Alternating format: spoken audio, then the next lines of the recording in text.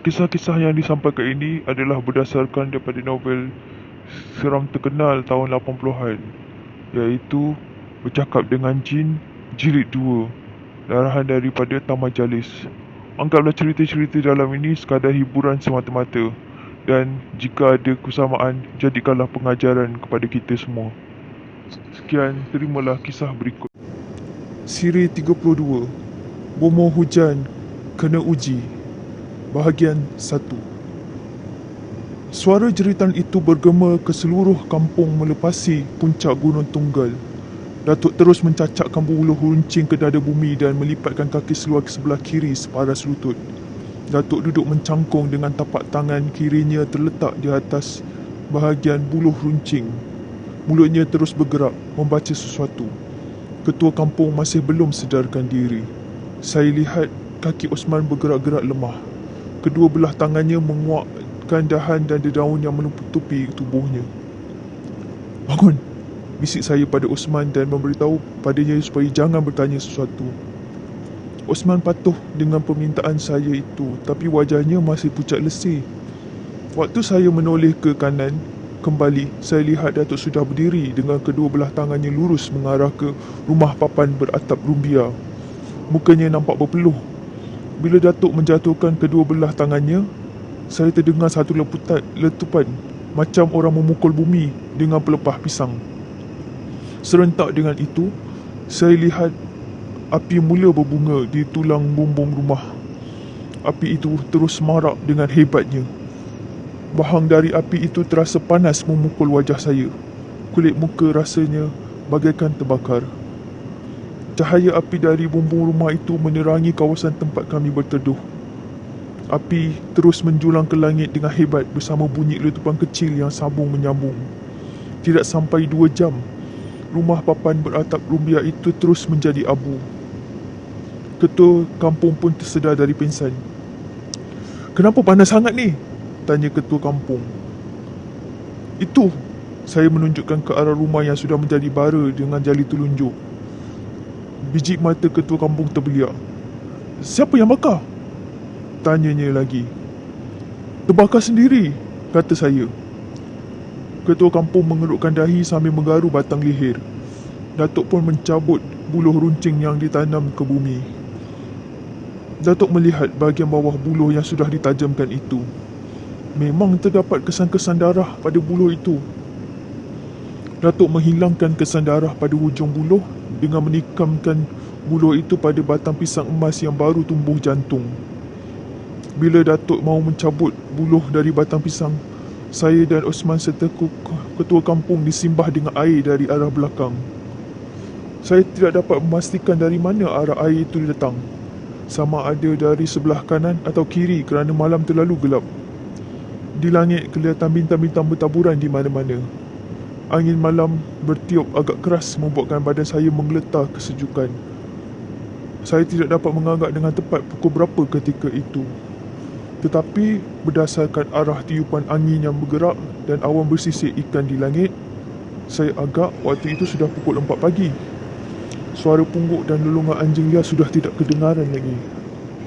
Dari longgokan bara rumah yang punah, asap nipis nampak berkerut menjulang ke udara yang kemudian berpecah di rempuk angin malam. Datuk menghampiri saya.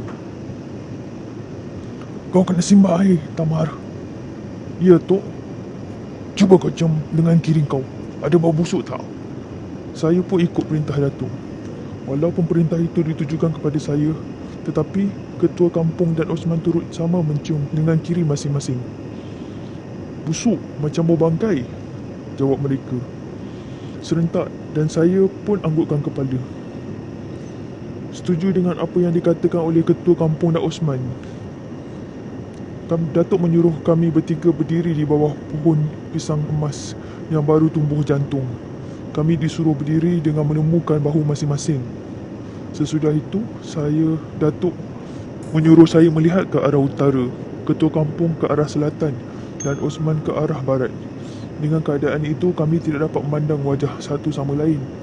Datuk terus menggoncangkan perdu daun pisang emas yang baru tumbuh jantung dengan sekuat hati. Air embun yang melekat pada daun pisang itu menimpa badan kami. "Sekarang Cium lengan kiri kamu semua, ujar Datuk dengan tenang sambil menekankan pangkal dagunya dengan ibu jari kiri. Tak ada baunya lagi, jawab saya. Dah hilang busuknya, tingkah Osman. Ya, dah hilang, jawab ketua kampung sama senyum. Datuk menyuruh kami duduk semula ke tempat asal. Dengan tenang Datuk membuka lipatan seluar sebelah kiri. Angin sudah tidak sekuat tadi bertiup, menandakan waktu hampir subuh. Langit kelihatan cerah dan bintang-bintang beransur kurang. Bara api masih kelihatan menyala di tapak rumah yang punah. Bunga-bunga api kelihatan menjulang pendek di udara sebelum padam. Datuk memperkemaskan silanya yang terus menekankan kedua belah tangannya ke dada. Embun sudah pun terasa menetik ke ubun-ubun kepala. Rasa sejuk kian terasa. Saya tidak tahu apakah yang dilakukan oleh Datuk ketika itu. Biji mata saya terbeliak bila saya terpandang dari atas bara keluar benda putih dan bulat sebesar buluh lemang yang panjangnya kira-kira 2 kaki, terapung-apung di udara macam ditarik oleh sesuatu dari atas. Benda putih terus naik setinggi pokok kelapa dara, berhenti di situ sebentar. Kemudian benda bulat itu bergerak macam kilat menuju ke arah kami. Datuk menyuruh kami menyarap supaya benda itu tidak mengenai kepala. Tetapi angin dari benda bulat itu berjaya menerbangkan songkok ketua kampung dan cubing telinga saya bahawa bagaikan mahu tercabut rasanya dirempuh oleh angin dari benda bulat itu. Ketika itu juga dari hutan kecil sebelah kami terdengar bunyi suara katak petung bersahut-sahutan yang diselang-seli dengan suara bunyi orang bersorak dan ketawa yang amat menyeramkan. Embun subuh kian rancak menimpa kulit kepala. Terdengar kokok ayam hutan bertali temali dari kaki Gunung Tunggal. Saya tidak dapat menahan rasa sejuknya amat sangat itu. Dahi saya kerutkan. Dagu saya menggeletar yang mengakibatkan gigi atas dan bawah saya berlaga dan mengeluarkan bunyi kerap-kerut yang tidak tentu panjang pendeknya. Suara lolong anjing liar mula kedengaran sayup-sayup dan memanjang macam orang menangis dan meratap sesuatu. Benda putih itu terus berlegar-legar di atas ruang kepala kami. Hari masih lagi gelap.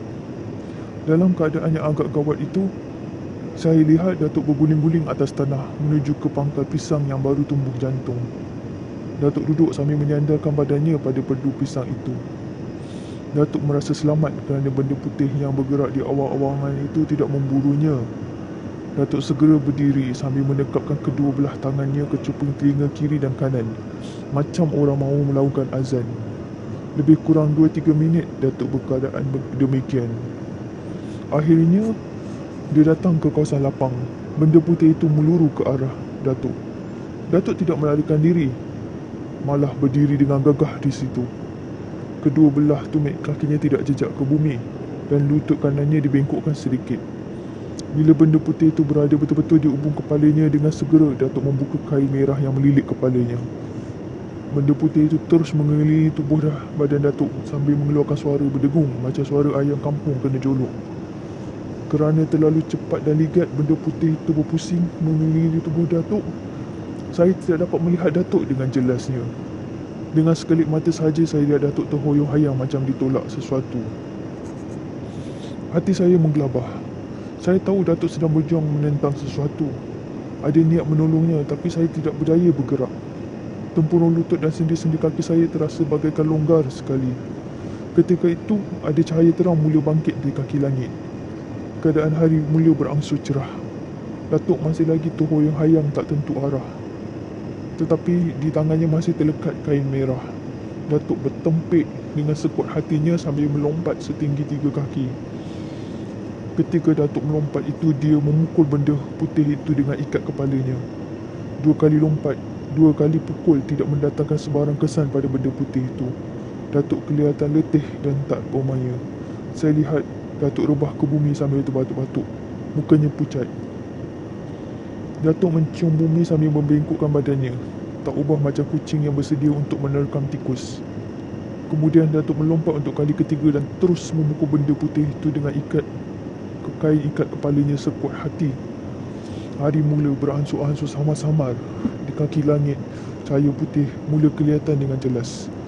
Datuk kali ini saya lihat terhumban berhampiran dengan bara api yang sedang marak memamah kayu-kayu rumah yang punah. Belum pun sempat badannya menjabah bumi, Datuk pun sudah meletakkan badannya dalam keadaan tegak. Ketika itu juga bara api bertambah kuat cahayanya dan beberapa bahagian dari bara api itu mengeluarkan api. Saya terus dengar desiran angin di permukaan bumi. Saya lihat tapak kaki Datuk tidak mencecah bumi. Datuk berdiri atas angin sambil memeluk tubuhnya erat-erat. Dan benda putih di awang-awangan itu tidak bergerak, tapi mengeluarkan asap nipis. Bila asap nipis itu hilang, terdengar letupan seperti letupan mercun kecil. Benda putih itu terus hilang dan masa itu juga berapa bilah buluh kering bertaburan atas tanah. Datuk segera menghampiri kami. Kali ini, saya lihat wajahnya berseri dan kedua kelopak matanya lebam sikit kerana kurang tidur. "Kita balik sembahyang subuh," kata Datuk. "Dah selesai semuanya, pakcik?" tanya Osman. "Dah. Dengan izin Allah yang maha besar dan maha mengetahui, nampaknya kita berjaya." "Dia tak akan ganggu kita lagi?" ketua kampung pula bertanya. "Nampaknya begitulah." Kami terus pulang ke Pondok Osman dan menunaikan sembahyang fardu subuh. Ketua kampung persilakan kami ke rumahnya untuk sarapan pagi. Dia juga menyatakan pada saya ada sesuatu yang mahu dibincangkannya dengan Datuk.